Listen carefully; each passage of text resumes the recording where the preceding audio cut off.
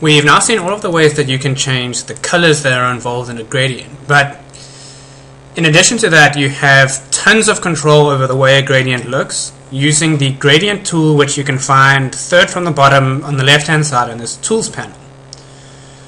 So what we achieved by the last exercise is for this back panel of this violin, we had set this particular gradient by going into the stops and changing the various colors. Now what you can do, if you have an object selected which has any kind of gradient applied to it, you can simply click on this Create and Edit Gradients button. And when you click that, because this is a linear gradient, I just get this line with these three icons. We have the square icon on the left, a little diamond in the middle, and this circle on the end. This square icon can be dragged around so as to change the start point of the gradient. This circle icon can also be dragged, and it can actually be dragged up or down to change the overall length of the gradient. So if I drag this right down, we see that the gradient kind of fades right off the edge. And I can do the same with this top button. You can also drag any of these in a circular direction to change the direction. So as you can see, I changed this from being horizontal to more or less vertical. And I can do the same by dragging these around. You can also take this slider point and you can drag it up or down to change the color changeover point. So here we see that if I drag this right down to the bottom, I can change that point to somewhere over here, and already you can see that we're getting a much better effect. It's much more fine-tuned, and we can actually have the darker colors coming in from wherever we want. In addition to all these controls, you have some extra controls for radial gradients. So if I go back to my select tool,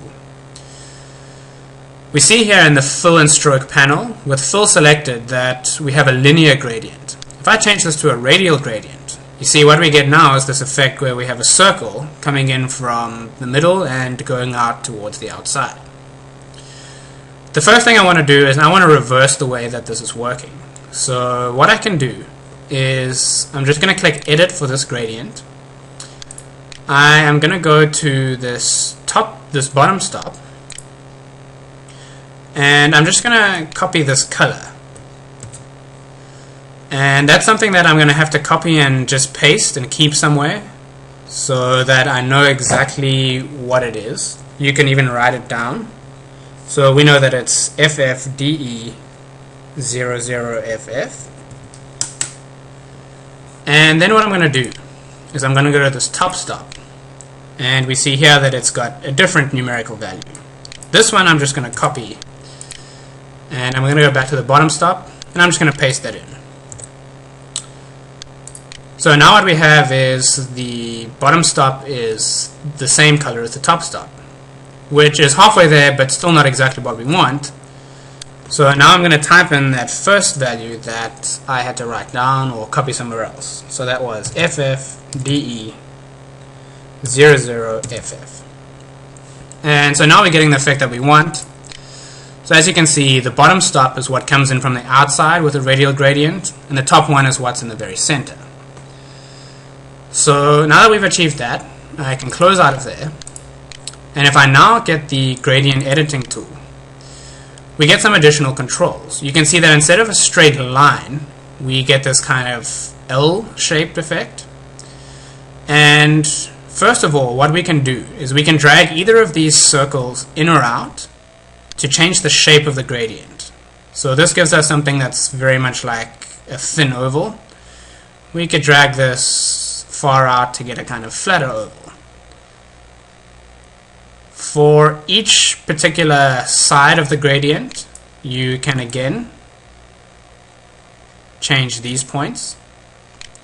And what you can also do is drag this middle piece to change where the gradient begins. So once I've done that, I could now turn this and just kind of drag it out, and I can make this one a little bit longer.